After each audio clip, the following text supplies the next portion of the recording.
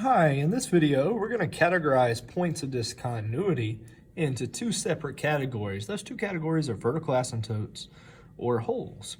First, let's talk about what a vertical asymptote and a hole is. We have a graph here of a rational function. We have a vertical asymptote here. So the vertical asymptote is not part of the graph, but it's just a line that's understood here that the graph is going to get closer and closer to. So if we were to go further and further up here, the graph is going to get closer and closer to this dashed line. It's actually never going to reach it. It's never going to touch it. It's never going to cross it. If we were able to use technology here, we would be able to scroll up and then zoom in and see that those two lines would never meet. So what is a vertical asymptote? A vertical asymptote is a vertical line that the graph approaches but never reaches or crosses. It also acts like a boundary. In this case, the graph is bounded by the vertical asymptote and the horizontal asymptote here. It's bounded there. What is a hole? A hole is a point that has been removed from the graph. And we represent that with an open dot, as you can see in the example of our graph here. This open dot, that's the point that has been removed from the graph. All the points really close to that point are still there, but that one single point has been removed. So how do we find the vertical asymptotes and the holes? A very similar process. We want to factor everything. We want to simplify everything, because the way things work out is if it simplifies, it's going to be a hole, and if it doesn't simplify, it's going to be a vertical asymptote. So set simplified denominator equals 0, solve for x. This is what does not cancel. So any factors that do not cancel in the denominator. And we're going to set what does cancel equal to 0, solve for x, and that would help us find the x value for the holes. Vertical asymptotes are in lines and should be written as x equals the numbers, because every number on this line here would have the same x value.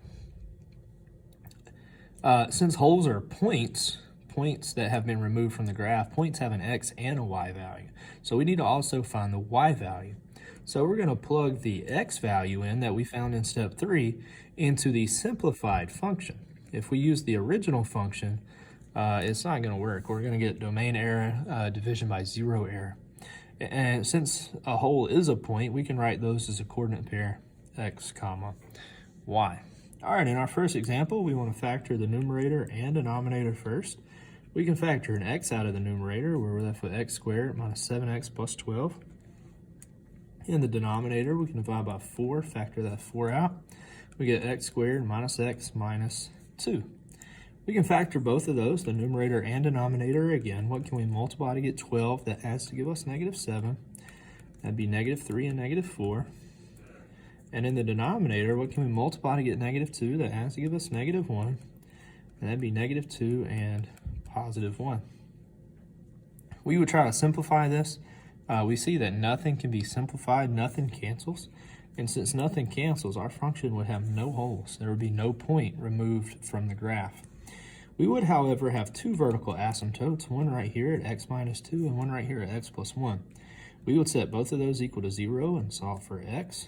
We add 2 to both sides, so we get x equals 2. Similarly, we would do the same thing with the x plus 1, and we would subtract 1 from both sides, and we get x equals negative 1. Negative 2x squared plus 6x plus 8, we can divide by negative 2, and we get x squared minus 3x minus 4. Remember, the signs are going to change when we divide by a negative. Denominator, what can we multiply to get 8? That adds to give us negative 6.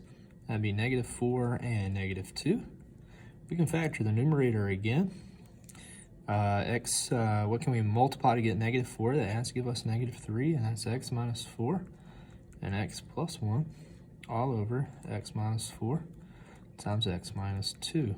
All right, in this case, the x minus 4 is crossed out. So for our hole, we know that x equals 4. We switch the sign there. would be the x value for the whole. The y value, we would plug 4 back into the simplified equation, so we would not use the x minus 4. So on top, we get negative 2, and then we plug the 4 back in right there for the x. We get 4 plus 1 divided by 4 minus 2. Again, we're not using the x minus 4 because it crossed out. We simplify that, you get negative 10 over 2, which is equal to negative 5. So the whole, the point that's been removed from the graph is 4, negative 5. The vertical asymptote would be the x minus 2 since it did not cross out, and that would be x equals 2. Notice we don't have any, we didn't use the numerator or anything like that.